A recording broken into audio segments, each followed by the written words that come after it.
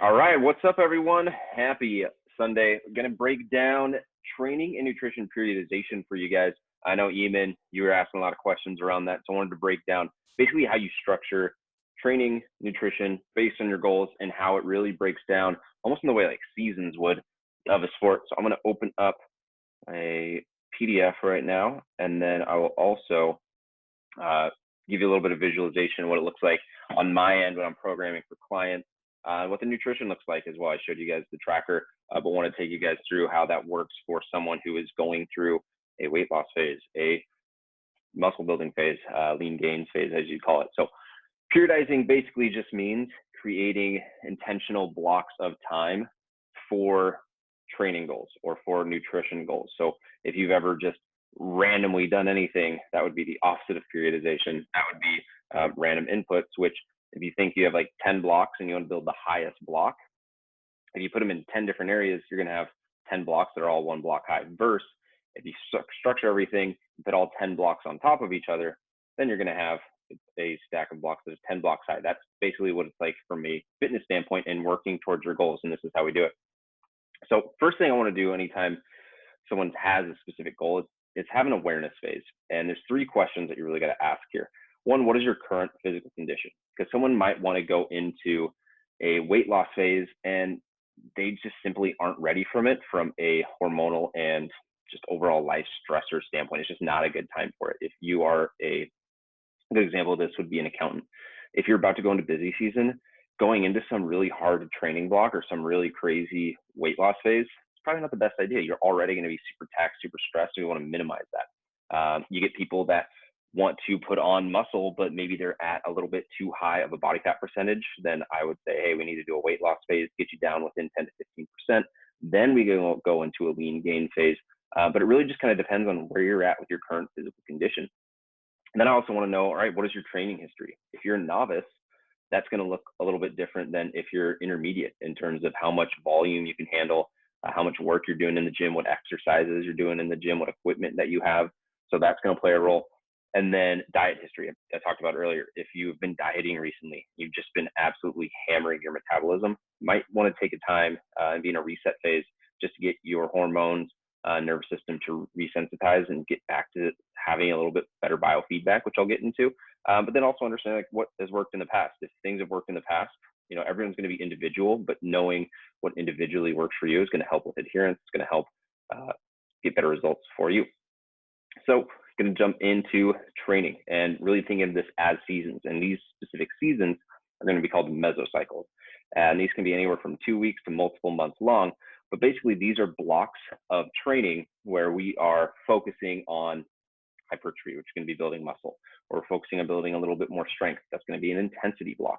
Deload is going to be really important because we're not just going to be able to, in a straight line, just keep adding weight, adding intensity. You want to have time to deload.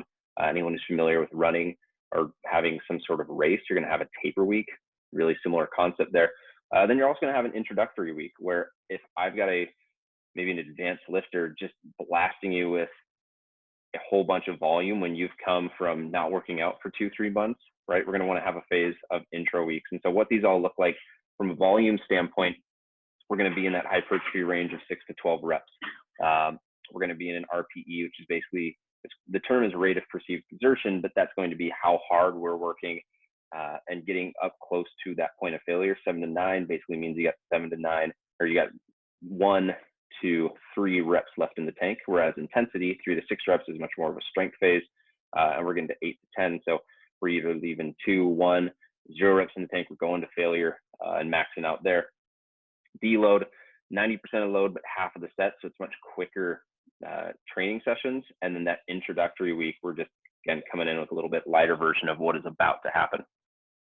And so from a sets per muscle group, this is where we're trying to find out, all right, what works with your body. Some people are going to be able to respond better. Maybe you're a novice lifter. Maybe you have a little bit more, this is where genetics can play a role, but maybe you get a little bit better stimulus from 10 to 12 really hard sets, whereas someone who's not a novice lifter needs a little bit more, is going to need more sets per muscle group. Again, it's dependent on a lot of different things there. But then the goal really, and this is in the units in the Facebook group, is progressive overload. we want to look at sets, reps, and load and make sure that that is scaling over time. Now, obviously, you can only increase so many sets before it becomes a 3-hour workout session. We don't want that.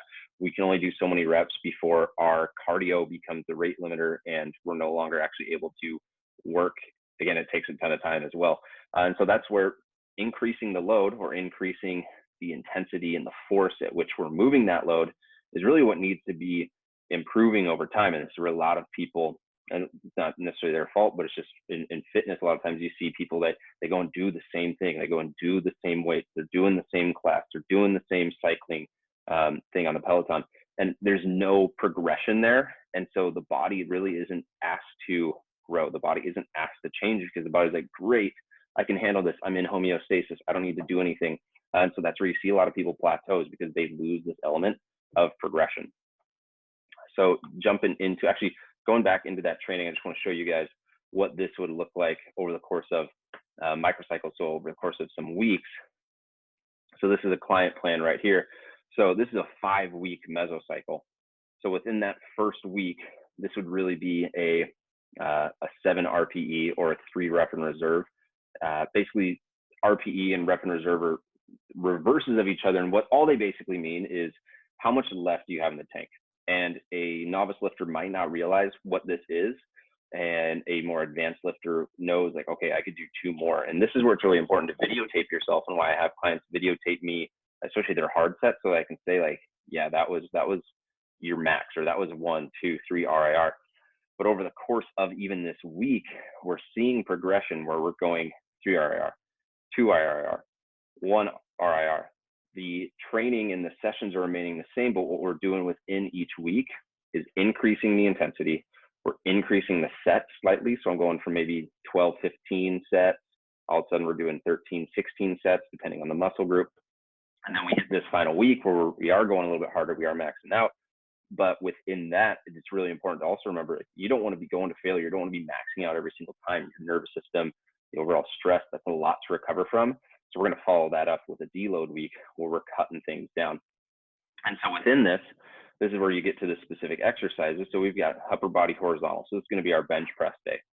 And within these reps, I'm always going to give a rep range. And if you've watched any of my other videos, rep range is a really good way to help find a sweet spot without giving you maybe a arbitrary number of reps to do. So 3 sets of 8.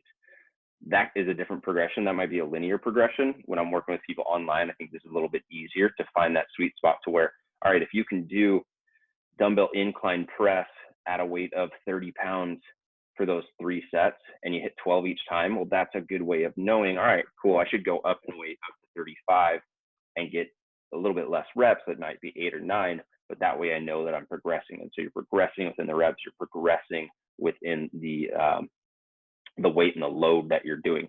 And then over the course of the weeks, those sets and reps are going to increase as well. So this is like I said, a 5-week program. Typically when I'm working with people, you'd want to do at least 3 5-week cycles. Again, it's going to depend on vacations, travel. Everyone's going to be different, but a sweet spot would be a 15-week. That's what I do at the Mindful Muscle Mentorship, is getting people on a 15-week program. And so we have really 3 solid training blocks to see some really cool change. So now I'm going to dive into what this all looks like from a nutritional standpoint. So we talked training. Now we're looking at nutrition seasons, and I'll update that before I send it off to you guys. But nutrition seasons, like I said, weight loss phase, lean gain phase, reset phase. And then I'll talk about how that progresses as a lifestyle. So weight loss phase, you got to understand, we're trying to lose anywhere from 150, 20 pounds. And so that's where we're going to see a variance in protein. But the big thing in weight loss phase is making sure that protein's high, and to a degree fiber's high, because that's what's going to help us stay satiated. Now, if someone is 250 pounds, 0.7 or not 0.7, 1.3 grams of their body weight, if they're 250 pounds, that's way too much protein. That is, I'm not even going to try and do the math, but that's like 300 grams of protein. You're going to feel sick. That's too much food. You're eating like an entire wildebeest a day. That's just not possible. So that's where there's going to be variance in the person and what we're setting it at. So maybe that is 0.7. And here's the other thing too. if someone's only getting 30, 40, 50 grams of protein a day, it doesn't make sense to say, all right, start getting 150. You're going to want to inch them along. And so that's what I'm going to do with people is get them to find, all right, what's that threshold that you think is hard? Now let's keep pushing into it to where we're in a little bit more of a balanced macro setting. Lower carb, not because carbs are bad, but lower carb, we're typically going to want to have all those calories for fat, for protein. Those carbs are really going to center around training sessions so that we do have adequate energy. And a lot of people just do better with weight loss in a low carb approach. Carbs are just really easy to overeat, so it's more of an adherence thing than anything.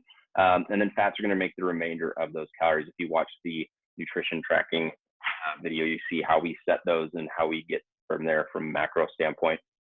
But then in terms of like what you can expect, 1% of body weight lost until about 10 to 15 pounds left. So 250 pounds, you can expect 2.5 pounds a week if we're finding the appropriate deficit. And if we're seeing not that means we're not in a deficit. If we're seeing like crazy weight loss, one, it might not be a sustainable deficit, or right in the initial phase, a lot of times if you're doing like a keto or really low carb approach, a lot of people are going to lose a lot of water weight. When carbs turn into muscle glycogen, get stored in the cells, those muscle glycogen, what can I think of the word? Basically, muscle glycogen is pulling in 3 to 4 grams of water per gram of muscle glycogen. So you can see that how when we cut carbs back, we're going to reduce a lot of the water weight that's stored in those cells as well. And so that's where we see, maybe 10 pounds lost in a week. And people are like, I lost 10 pounds. Keto's the best. A lot of it's water, unfortunately. There's going to be some fat loss to some degree, but want to make sure that we're also aware of like why that's happening.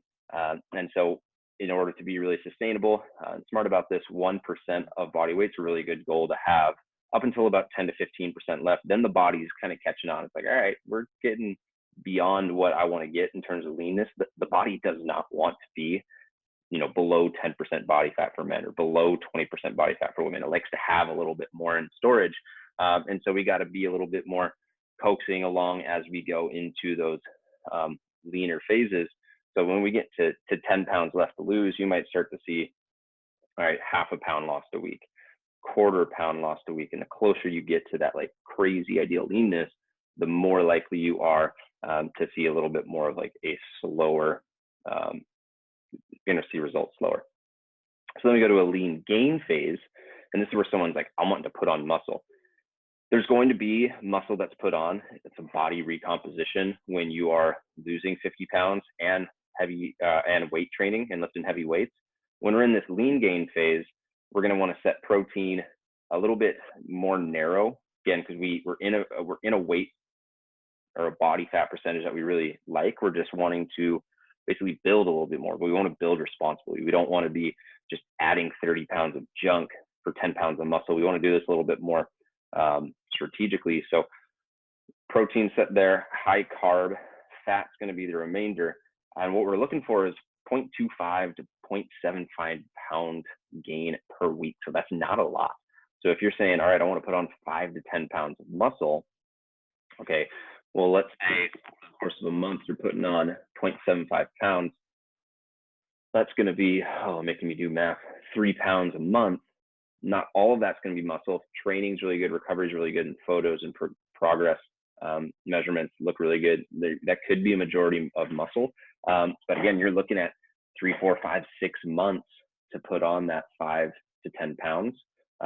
Because then after that, we're going to have a slight phase of where we're going into a mini cut. And it might be a 8-week mini cut. It might be 16 weeks of going into a weight loss phase. And so that's,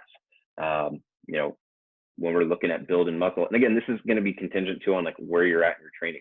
I'm a little bit more advanced, and so it's taking me longer to put on muscle. Whereas if you've only done like really light weights or really never even worked out, there's a lot of opportunity for you. And if you train really hard for those 2 years, you're going to see a ton of progression. A good example of this is if you go from never bench pressing at all to bench pressing, you could put on 60, 70 pounds in a year. 60, 70 pounds in a year for someone who's been lifting for 10 years, like myself, like that's not going to happen. That's crazy. And so there does come a bit of diminishing returns. That's where you got to get smarter. That's where you got to get more patient to see results there. And then a reset phase. I talked about this one right at the get-go, but a lot of people go about things the wrong way and in a way wreck their metabolism. And what I mean by that is being in a calorie deficit, eventually the body's going to adapt to that. Eventually the metabolism is going to say, all right, cool, you're giving me this amount of fuel. I'm going to adapt to live off this amount. And so people will just diet 1,200, 1,100, 1,000 calories. And then they want to go back to eating regular or even just enjoying life and eating 1,700 calories for a few weeks, especially the holidays that we're in right now. All right, that's going to put you in a deficit really quick when the body's learned to adapt to 1,200 calories, even 1,800 calories, which is not a lot. If you were eating in a 600 calorie surplus every single day, you're going to put on a lot of weight really quickly. And that's where so many people miss out on seeing like sustained results, is they have a diet, but then they don't have a diet plan to get out of the diet. And what that means is you go from, all right, 2,000 calories in maintenance, diet down to 1,500 for a couple months. Now my body and my metabolism's adapted to 1,700. So that limbo bar has been set lower. So in order to lose weight, I need to get underneath it. But we want to go back to being able to eat 200 calories. And so that's a phase where we're going to want to kind of reset and find us back into that maintenance. We're going to want to make sure that as we're doing it, that biofeedback, which I'm going to get to in a little bit, but things like sleep, libido, energy, cravings, motivation, skin, like how's the body looking at, what feedback is it giving us? And if that's looking really good and we're seeing a maintained weight, maintained leanness as we bring calories up, that's how we know a reset phase is working really well. And so those are the three phases that you would think about within the different seasons. And over the course of a year, this might look really different. So if we're trying to hit peak leanness for our Puerto Vallarta trip or whatever, we're going to have different phases to make sure that we do it responsibly. And then this is where we get to the last part, lifestyle progression. Intuitive eating is great. And I think that a lot of people should listen to their bodies, but there comes a degree of education that should happen to where you actually know like what intuitive eating looks and feels like. And what I mean by that is intuition is subconscious pattern recognition. And if you don't have the pattern recognition of eating enough protein, of eating at maintenance, of eating in a deficit, of choosing certain foods and being really smart and being really aware with what you're doing, well, you don't have that subconscious pattern recognition. And so that intuition isn't going to totally be aligned. And so taking time, whether it's 3 months, 6 months, a year, just to get some awareness around, wow, like this is how many calories is in this. This is what macros make up this food. The more awareness that you can have in your food, then you can subconsciously go around the grocery store and be making better choices simply because you've spent literally what would be 1% of your life, less than 1% of your life, educating yourself and finding out like, okay, cool. Like I know how this feels my body. I know how this makes me feel. I know what this food is made of. I know the bad things that is going to happen from like a bloating standpoint if I have this food. So just being aware and tracking. I know a lot of people can sometimes feel like, oh, that's restrictive or that's, counting calories. It's not counting calories. Really, it is like the way I like to think about it is money. If you wanted to budget for something, like you got to be aware of what's coming in. You got to be aware of what's coming out. Really try and think of yourself as the CEO of your body. And if you can be aware of everything, great. Now you can make much better decisions and be much smarter and then intuitive moving forward going on. And so I'll show you guys a little bit of what this looks like from different phases.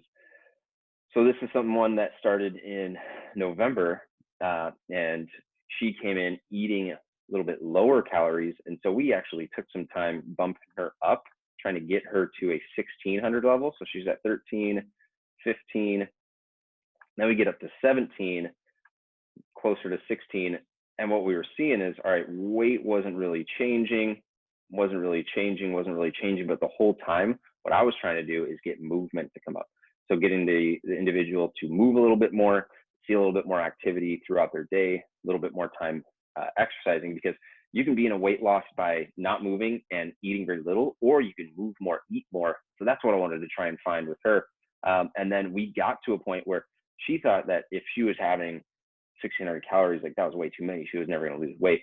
We actually have gotten to a point now where weight loss is happening. We've increased movement, but she's consistently been between 1580 and 1680. This was a little bit lower because we know we were going into Thanksgiving, but weight's gone down 7 pounds in 7 weeks. So that's a really good spot to be in. On the flip side, this is a bulking phase. This is actually mine. And so what we're seeing here is, okay, over the course of, this started also in September, this is me coming out of a marathon.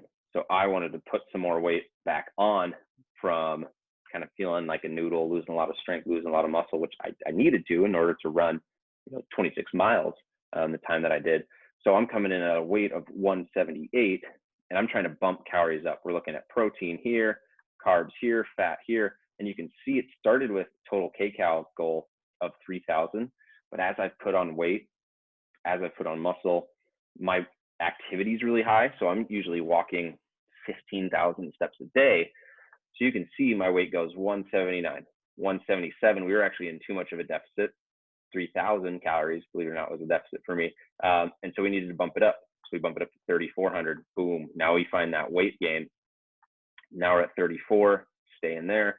Now we're seeing a little bit closer to that 0.75 number, to where eventually we get to that sweet spot. And again, it's going to take time to find out where you are. 180 here. This was a vacation, so I took that off. Boom, 184, 3,400 calories, 3,600 calories. Now we're in that sweet spot where it's like, okay, sweet. We're seeing over the course in the average of these weights, we're seeing a slight increase. So we see 0.2 here, we're seeing 0.6 here. And so that's where we can be able to say, all right, we're in a really good spot, 0.4 here. So these 4 weeks were really good at hitting the macros that we wanted to hit. So the goal here is going to be 180 to 220, 180, 180 or 188, 186, 196. So we're between that. Carbs are super high. They're going to be the rest of what I'm having just in how this is set up. Fats, we want to be between 85 and 135. So there's a little bit of variance in here. Overall, like protein's really high, carbs really high. Fat's going to give me adequate levels that I need. Got a bunch of different blogs that you can dive into in terms of like the role that fats play. They're really important for hormonal health and brain function. But like I said, this is all being tracked. This is all being aligned. And I'll show you guys the biofeedback section as well, just because you want to make sure you're always looking at, maybe this one will be a little bit better. You always want to make sure that you're looking at like, all right, how's sleep going? How's energy? How's cravings? Because that's going to be an indicator of good or poor biofeedback. So hunger, energy, cravings, stress levels, it's all stuff I showed you guys in a previous video. And I want to dive back into here. And so other considerations with all this. Let's talk about biofeedback. Ultimately, the metabolism is our body's structure. It's how we're set up, and it wants homeostasis. It wants things to be balanced. When we exercise, when we diet, when we do anything that brings our body out of lying on the couch, that we're trying to find, it's going to try and find that homeostasis again. And so when we train really hard, that's sympathetic nervous systemly driven. That's going to bring us out of homeostasis. When we're in a diet, we are giving the body less resources that it needs to function properly. So that's going to be stressful. When we have a stressful day at work, when we get in a fight with someone, when we are really anxious and worried about something, that is out of homeostasis. So signs that you're going to be able to recognize, like, oh man, like I'm not recovering well. Like my homeostasis is a little whack. There's really poor sleep. Libido's down. Skin's not looking as good. Cravings, motivation, just to go to the gym or do anything. Like if you're feeling really dull and like, I don't want to do anything, that's a good sign. And then energy. Like I said, diets decrease energy. Being in a diet is stressful for the body. It is stressful for the body for potentially 3 to 4 months if we're in a diet for that long. So we want to take time to make sure that we're not stressing the body too much. And this is where we also want to be aware of like what life stage are we in? Is it a busy month? Like I mentioned, someone who's in accounting.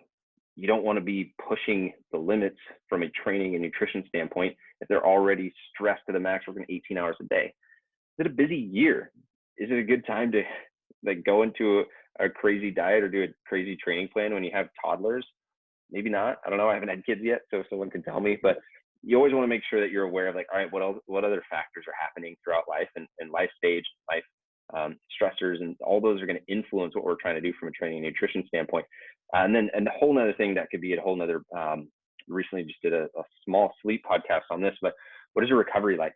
Recovery is going to be 1/3 of the equation with training and nutrition. Sleep is going to be the foundation of that. You can always train hard up to the point at which you can recover. So you can go as hard as you want. You can go as crazy as you want with your diet as long as you're able to recover from it. If you're not able to recover from it, you're not getting the returns, you're getting minimized gains. And so you're always going to be in debt basically to your recovery. When you're recovering really well, you're going to perform really well. The top athletes in the world get 10 hours of sleep. There's been a number of Stanford sleep studies that show increased performance, increased cognitive function when we get 8 to 10 hours of sleep. And so making sure that we're getting adequate sleep, making sure that it's good sleep, right? We're not just waking up, staring at our screens till 1 a.m. That's also going to make sure that sleep and recovery is really good too. There's a lot of other things you can do. I'm going to dive into a meditation training after this, but meditation, baths, walks out in nature, even just walking in general, massage, ice bath, basically anything that gets you into your parasympathetic nervous system, that gets you relaxed, that gets you chill. Could be reading a book. Those are all going to be things that are going to help boost recovery. If you go from a training session where you're just spazzed out and go at 1,000,000 miles an hour and listen to a ton of weight, and then you go and move throughout your day also in that really stressed out state with a high elevated heart rate, you're never giving the body a chance to get into that recovery state. And if you miss your sleep window, you're missing the window at which you repair the brain and repair the body the most. So recovery is going to be super huge. And yeah, that's all I got for this training and nutrition periodization. A lot more that can go into this, but I wanted to give you guys an overview about what that looks like and how you structure that over the course of time and what to look out for and what's happening during it. If you guys have any additional questions or like, damn, I want to do this, I've got 2 different options. The Mindful Muscle membership is an option that you can join, or the Mindful Muscle mentorship. The Mindful Muscle membership is going to be more of a group setup. The mentorship is going to be a one-on-one coaching setup. So if you have any questions on this, let me know. Shoot me a message. I'd be more than happy to talk through those with you. But hope you guys got a lot of value out of this, and catch you guys on the next training.